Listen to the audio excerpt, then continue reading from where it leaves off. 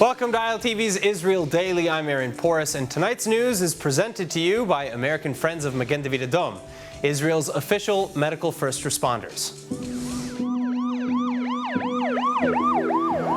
Whether they're treating the victims of rocket attacks or heart attacks, the paramedics of Magen David Adom, Israel's paramedic and Red Cross service, are saving lives even when it means risking their own.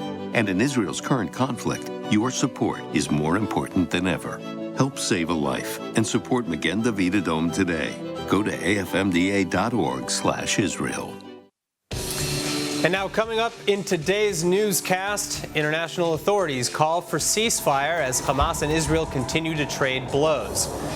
Later, we take a deeper look into what and who Hamas truly is. And finally, protests, both peaceful and decidedly less so, still spreading across the state. Stay tuned for this and more.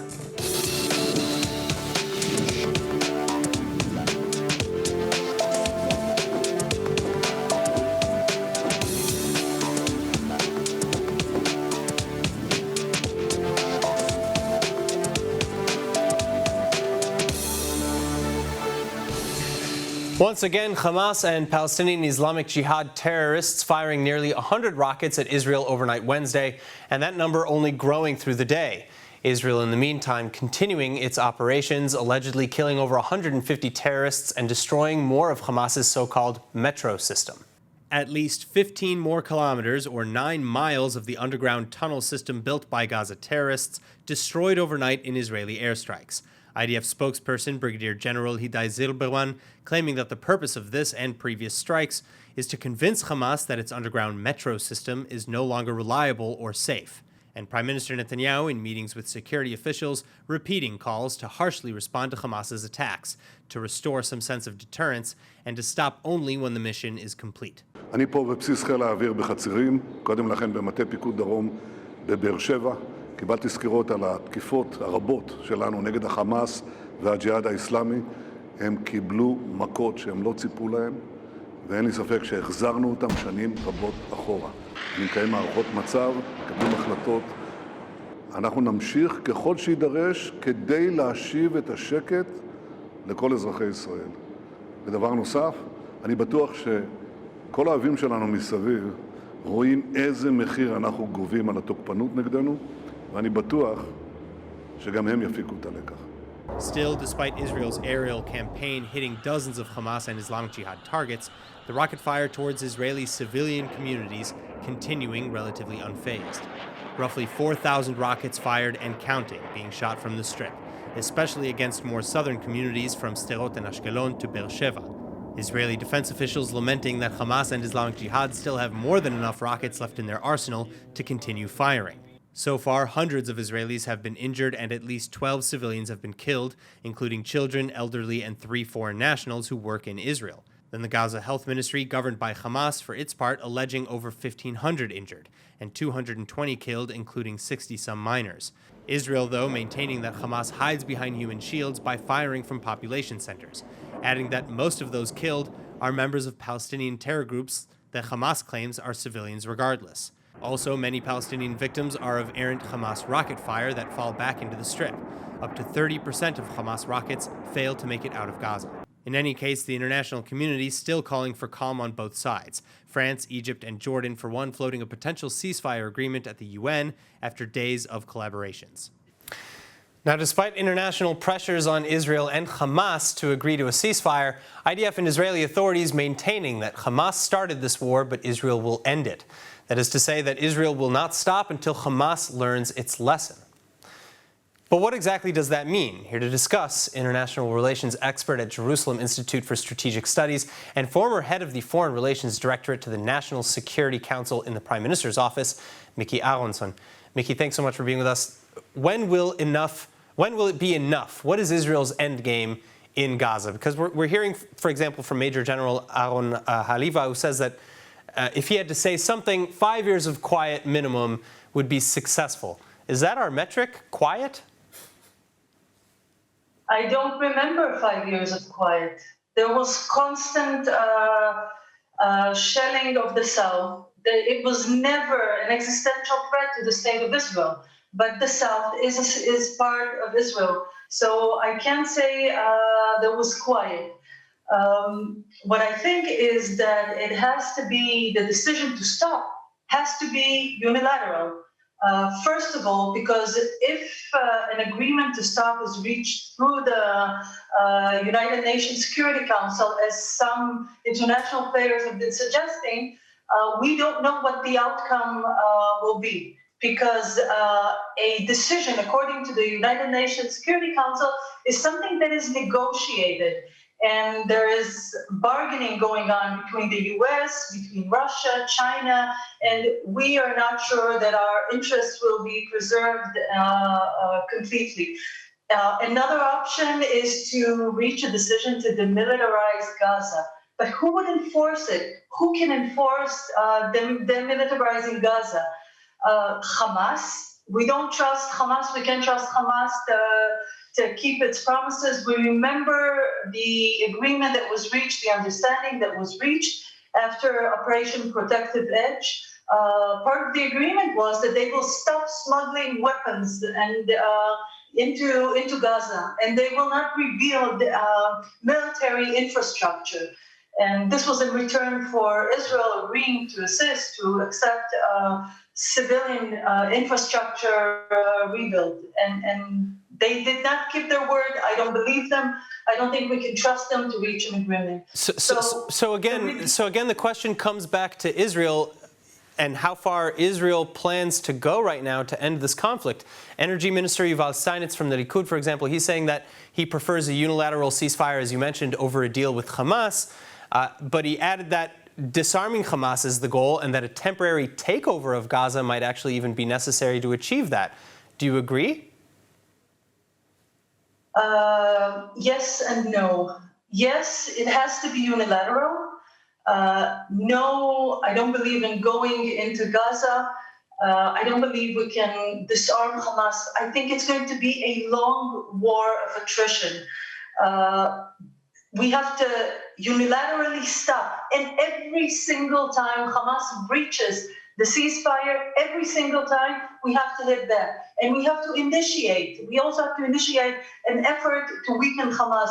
But to tell you that I'm willing to send soldiers, our people, into Gaza, and then what? Take responsibility for 2 million Gazans, for their well-being and their welfare? No, thank you. I'm not sure. I don't think it's a solution. What I'm confident is we should not negotiate with them. We should not try and reach an agreement. We should unilaterally stop once the list of targets in Gaza is fulfilled, is reached, and we've exhausted the efforts. All right, Miki Aronson, thank you so much for joining us today. Thank you. Now, meantime, as the world looks on from abroad, many are still levying primary criticisms on Israel's doorstep, all while ignoring the fact that Hamas is a terrorist organization bent on the destruction of Israel, America, and the eventual deaths of both Jews and Christians worldwide, among other things. At least one man pointing out the seemingly obvious, though, in a recent piece titled "The Truth About the Hamas Terrorist Organization." With me in studio is author of the book Industry of Lies, journalist at Ynet, and attorney Ben-Dor Yamini. Ben-Dor, it's a pleasure to have you back with us. Thank you. Thank you for having me. So, first of all, what was your what was the driving force behind writing this piece specifically? Because I do read and I do hear many people. I do hear from my friends in Paris, in New York, telling me about Jews who participate in demonstrations in favor of the Hamas and against Israel. Mm-hmm. And I'm asking myself, okay, it's fair enough to be humanist, to be liberal, to be progressive, fair enough. I mean, partly I'm too. The point is that they have no idea what is a Hamas, what they're looking for, what is their aim. And their aim is not Israel. People should know it. The leaders of the Hamas, just listen to them. They are saying we want to conquer Rome. We want to conquer, I'm quoting, the two Americas. I mean, they are part of the global jihad. Just like the Islamic State, what they want is actually a total destruction with a kind of caliphate that will control the world. Don't they understand it? No, they do not. Don't they know it? No, they do not. And many times, well, it's a failure. Let's admit, it's a failure of Israel. If people who demonstrate against Israel, if those anchors that are so humanist, they do care about the people in Gaza. Where have you been when the United States and the coalition bombarded in Baghdad, in Afghanistan, in Iraq, and so many civilians, innocent civilians were killed? How comes that all what you have in mind is to criticize Israel, the only one state? Well, so I read in your piece that you chalk it up, at least in part, to a great ignorance on the part of third-party observers and people who are protesting from abroad and really don't know necessarily the ins and outs of this. But we're hearing similar things from the AP, from Al Jazeera, who have Hamas firing from right underneath their feet. Do they not know? Are they ignorant? Sometimes, you know, it's not that they don't know. Some people do not know. But those people that you're talking about, intellectual journalists, they should know. They are supposed to know. So why do they ignore that fact? Hatred. I mean, they went out of their mind. Hatred. I don't know if to say anti-Semitism. Not everyone out there, and we cannot always say anti-Semitism and so on. But when we are speaking about intellectuals, we had enough. I don't want to explain them. You're asking me to explain what? I don't want to explain them. I want to put the facts on the ground and to tell them you are hypocrites. You are inciting against one state that is fighting terror. They are looking for killing all of us. And you are blaming us for defending ourselves? I mean, what a chutzpah. So that actually brings me to another piece, because we've got tons of international condemnations, especially coming from the UN, the EU, etc. And it seems that even when they call for calm on all sides, which I think we can all agree that is a goal that we can support, somehow Israel is still singled out. For example, I have EU Foreign Policy Chief Joseph Borrell maintaining Israel's right to self-defense, but only in a proportionate manner. What does that mean? Let's do something, I mean, that they will never accept. Let's compare how many you killed in, for example, Kosovo in 1999. Innocent civilian comparing to soldiers, combatants against non-combatants. Let's compare. And I'll tell you something. I mean, if you're an expert about the military battlefields, it's time to know that Israel killed much less proportionally comparing to any other battle of that kind. I mentioned Afghanistan and Iraq. Not only. Even in Libya when they bombarded. How many civilians were killed? I mean, how comes that you complain about one state when you killed much more, absolutely and proportionally? And then they criticize Israel, hypocrites. All right. So, author of Industry of Lies, journalist Ben-Dor Yamini, thank you so much. Thank you for having me.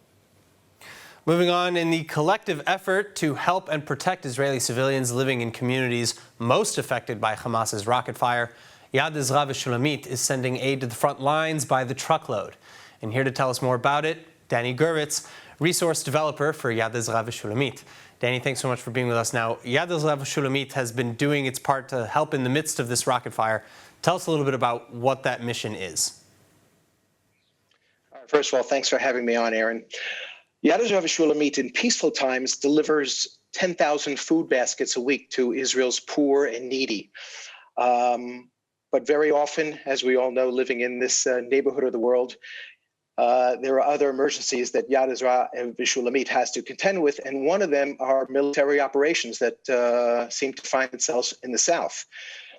So what Yad Vashem Ramit does very often, and is doing as we speak, is sending truckloads of food baskets to the poor and needy who just cannot get out of their bomb shelters. There's been a continuous rain of rockets down south, and these people just can't get out to get basic foodstuffs for their families. So Yad Vashem Ramit sees where then they go down and they get the food back to the people.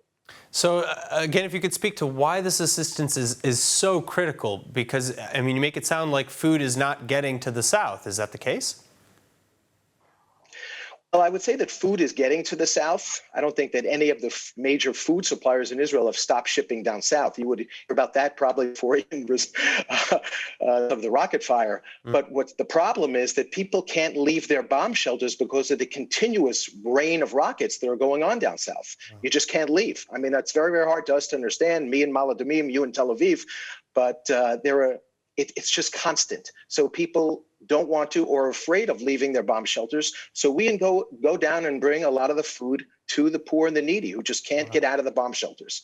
And endangering yourselves in the process, it sounds like. How many people is Yad Vashem Ramit able to reach for distribution purposes? Well, as soon as we find drivers, we're able to send down truckloads. Each truckload can feed about 500 families. They have food baskets enough for that amount. And we just keep sending it as fast as we can find drivers. It's just, it's tough to find people who want to drive down south, but we have the trucks ready, and hopefully we can send more and more as we get the drivers that are needed. I think what's interesting here is that, when people want to help, they think of, wow, Magen David Adom, emergency services, Hatzalah, Army, soldiers, these are all very, very worthy, noble, and very needed organizations that get assistance. But I don't think that people realize that people also need food. Yeah. And not that food is scarce down south, but that people cannot leave the bomb shelters to go to the grocery or the supers to get the food. So that's where we hopefully will fill in some of the gaps. So final, comment, if you can tell us how ILTV viewers can help.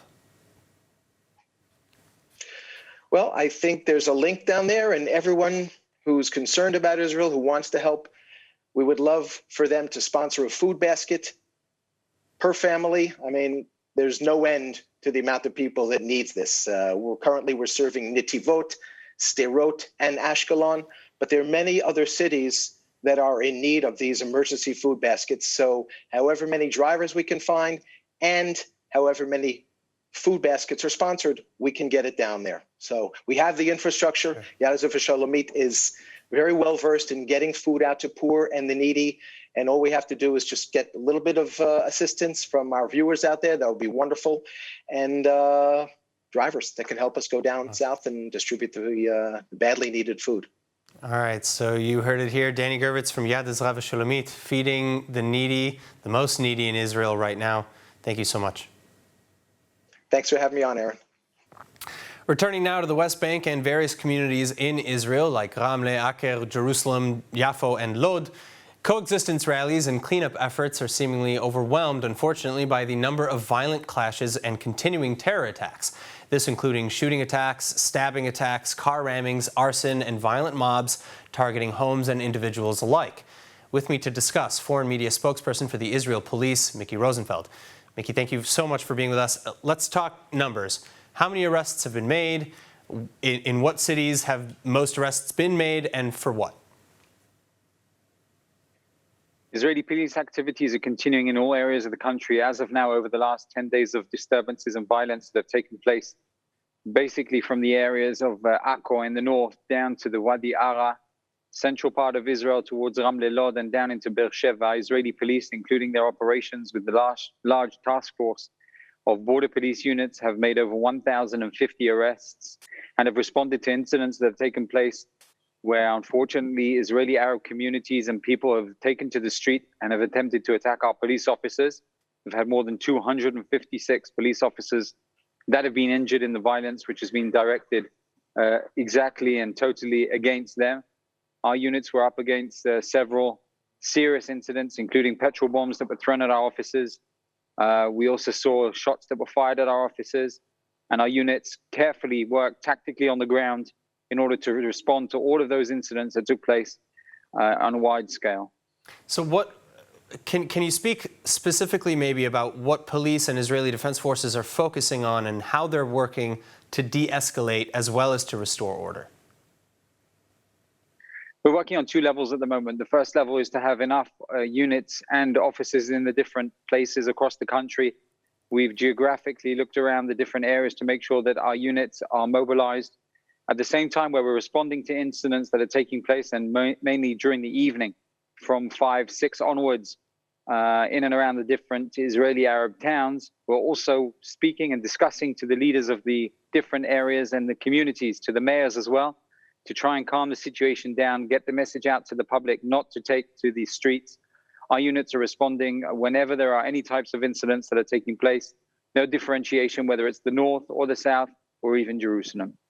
So now it's been argued that Israeli forces are using a heavier hand with Arab rioters than with Jewish rioters. And we can agree that Jewish riots or Jewish-born riots have been few compared in number, but even reports of police nabbing an Arab man, say for a firebombing in Jaffa, that the victim's mother says could not have been Arab.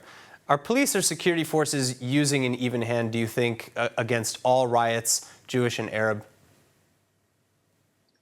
There's no differentiation whatsoever. As soon as the law is broken, either by someone who is on the street who is Israeli, Jewish, or whether we're talking about thousands of people that have approached our police officers, Israeli Arabs, and have attacked them, our units are responding accordingly, and we respond in order to make sure that we can make arrests, minimize the number of people that will be injured, both from our police officers as well as the demonstrators themselves.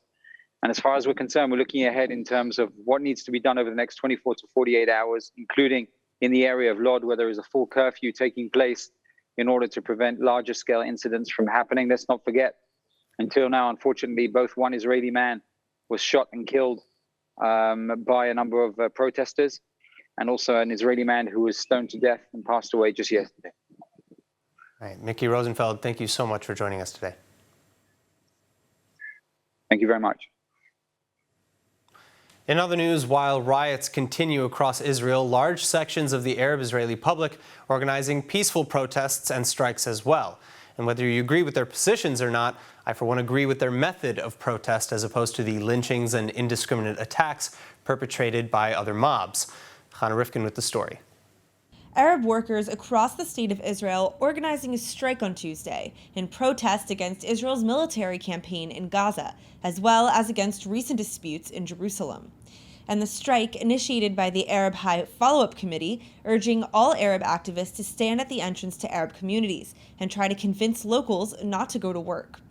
Likewise, activists also blocking certain roads and organizing at popular venues near government buildings, public squares, and more.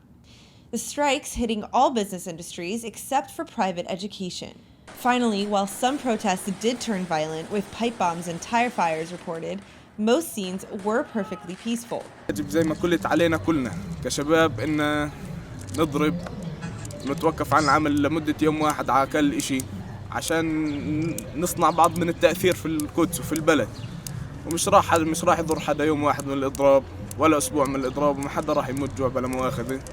شباب القدس كلها بتآزر بعضها. كل شيء بيرخص فدا شباب. وكل شيء بيرخص فدا القدس والأقصى وفلسطين. Meanwhile, of course, there are those who disagree with the protests, pointing to Israel's open society and support for individual civil rights. Israeli Arabs enjoy full citizenship rights in Israel and occupy space in virtually every sphere from medicine and police to parliament. השביתה הזו מיותרת כי לא חסר להם שום דבר והם כביכול מזדהים עם עזה, אתה יודע, ועזה לא יכולה לעזור להם בכלום. In any case, blowback already reported too, albeit to a very limited degree. Several businesses, industry leaders, and ministers looking to thwart the strike. The Education Ministry, for example, criticized for requesting a list of teachers who participated in the protests, while management at Rambam Hospital argued that the strike brings politics into healthcare unnecessarily.